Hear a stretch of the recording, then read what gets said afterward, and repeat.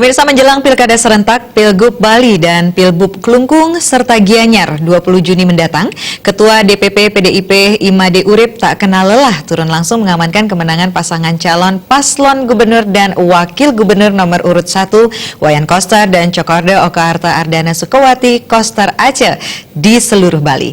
Saat simak rama, anggota Komisi 4 DPR RI dari fraksi PDIP Perjuangan itu langsung menerima kebulatan tekad untuk memenangkan Koster Aceh di Banjarbase, Desa Marga, Kecamatan Marga, Tabanan.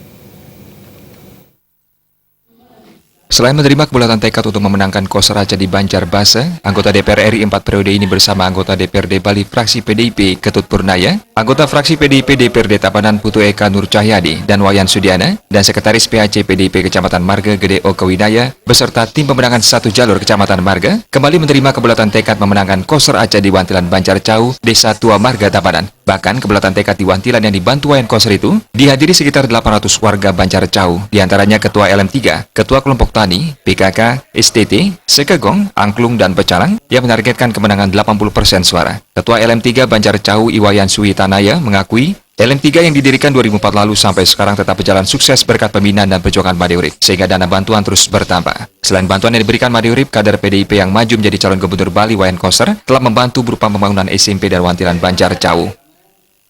Bapak Made Urip yang telah berbuat banyak terhadap kelompok kami, terutamanya dalam membantu kelompok kami yang terdiri dari kelompok warung, kelompok dagang, kelompok ternak sapi, sayur, dan ternak babi.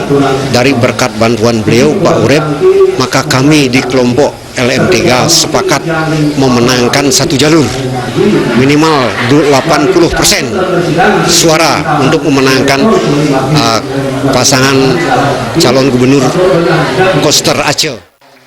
Wakil Mendesa Adat Cau Iwayan Swenda juga merasa bangga deklarasi dukungan Koster Aceh yang dihadiri Made Urip bersama petugas partai tim pemenangan Koster Aceh yang langsung menyerap aspirasi masyarakat Cau seperti usulan agar jalan di Cau bisa dihotmix. Made Urip dan Wayan Koster sudah banyak berjuang membantu masyarakat, misalnya bantuan Wantilan termasuk Dharma Wacana soal nyeka masal di Banjarcau. Apa yang menjadi aspirasi masyarakat yaitu jalan jauh supaya bisa dihotmix. Maka dari itu kami harapkan daripada tokoh-tokoh partai, terutama PDI Perjuangan yang duduk di DPR maupun di pusat sampai ke daerah agar bisa mengemban, membawa aspirasi ini dan menjaga supaya aspirasi ini bisa terwujud dan kami siap memenangkan Cok Aceh. Salam satu jalur. Salam satu jalur, merdeka.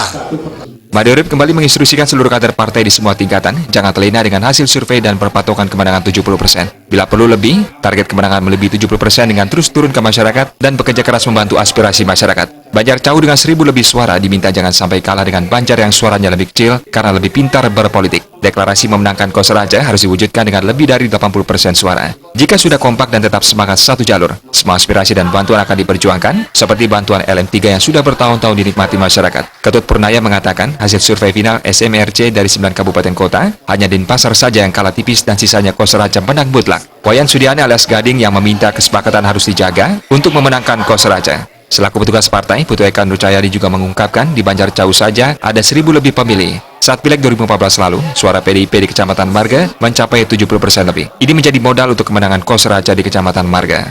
Tim Liputan Bali TV.